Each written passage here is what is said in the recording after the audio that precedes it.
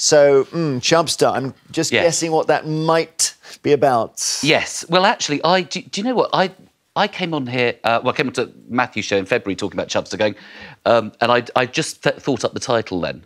And I sort of had the idea at the time that I was going to go on this diet, be very slim, and it was going to be hilarious that the show was called Chubster. That just didn't work, and so that hasn't worked at all. But what went wrong with the diet then? You just decided... Oh, it's like I'm always thinking about... I love the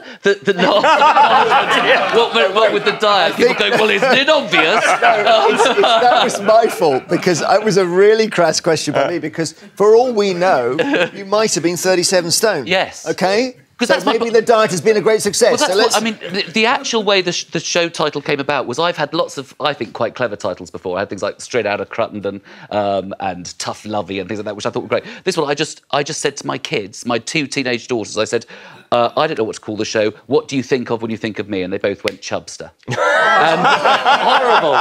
Horrible. We're getting personal here. Yeah. I don't think you're fat, overweight, chubby. I don't think that. Well, I don't know. Is that to do with shifting baselines or something? To me, you just look like a normal guy. With that is very kind. But compared to you, I mean, you're a bit of a god to look at. But let's take David. It's not embarrassed. David, you're as thin as a pin. No, I'm really not. That's very kind of you. But you're a mesomorph. You're more well covered. I would have said so, but I would have said you look in fine fettle. Oh, thank you very much. One of the things that you do joke about is food and stuff. And we can just see you at the Apollo here. I consume food. I use food. I don't savour it or enjoy it. I'd be rubbish on MasterChef. On MasterChef, you've always got someone going, that's slightly overcooked, but that's a beautiful fusion of different flavours, yeah. I can really taste the coconut coming through now. Hal, what do you think?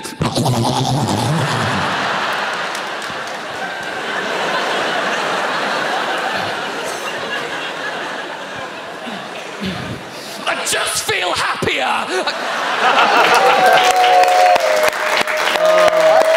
Happy.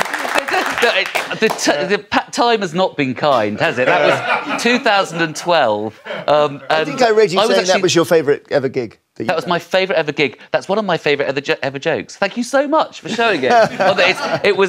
Because for me that skewers the tubbiness thing of going. It is quite a serious thing. That is exactly what my problem is. I'm an emotional eater, and so no, I particularly love that bit. But actually, I was slimmer then by about 1.5 stone. I was just coming off a diet at that point. I'd gone to a great size in about 2011 and was just coming into the tubbiness was returning in 2012. So it sounds like the diets are a part of your life. Oh yeah, well yes, but I'm also I think the other problem is I'm not a big foodie.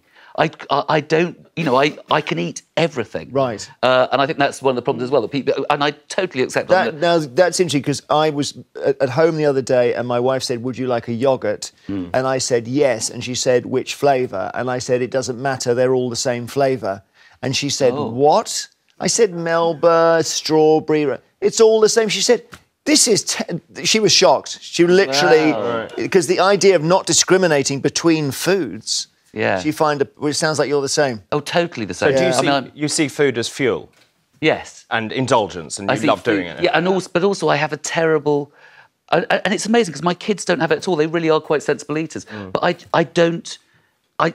You cannot convince me that vegetables are fun and nice. Nothing's better than sweets and crisps and chocolate. And, do you know what I mean? So there is that thing of just going, You're my worst nightmare.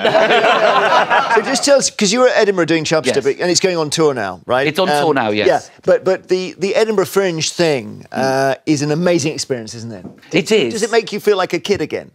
It actually made me feel very old this year. Because everyone else is a kid. Well, everybody else is a kid, but also I was doing a play during the day at 1:30, and I'd be up for that, and then my show was at 9 at night. So you sort of had 2 times in the day where you'd be up doing stuff, going down, coming up again. So it was actually exhausting. But no, it's brilliant. It's a brilliant place to be busy at. It's a brilliant place to remind everybody what you do, because often there's less opportunities for doing stand-up on TV, especially when I've done the Apollos or done lots of stand-up shows. So people tend to forget what you mainly do, which is be a stand-up. And it's a great showcase. It is a trade fair, Edinburgh. And it reminds me about, do you know what your brother did one year?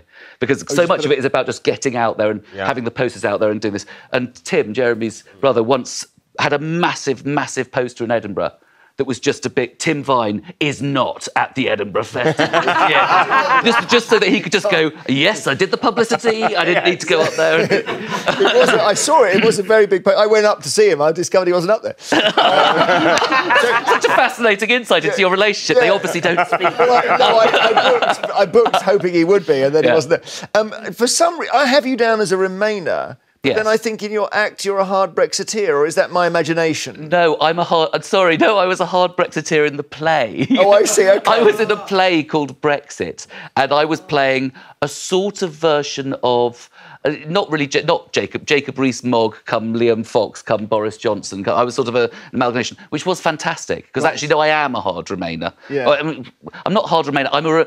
In my act, I'm a Remainer who believes Brexit should happen. I don't believe in a second referendum. This is all, sorry, but it was so much fun to be in this play Brexit, and actually the opposite of yourself. Yeah, basically. because also you do realise, I did used to get a thrill of, I'd be, at the end of the show, I'd leave and think, few people in that audience their minds were changed today. I became completely Brexit for my play.